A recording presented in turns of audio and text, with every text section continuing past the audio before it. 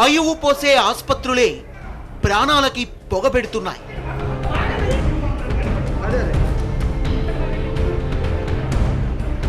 Treatment సంగతేమో కానీ భయంతో పరుగులు పెట్టిస్తున్నాయి. ఫైర్ సేఫ్టీ రూల్స్ పాటించకుండా ప్రాణాలతో చెలగాటమాడుతున్నాయి.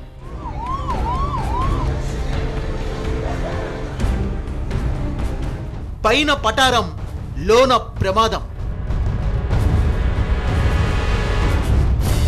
కక్కుర్తితో రూల్స్ కి పాతరేసినవే ఎక్కువ.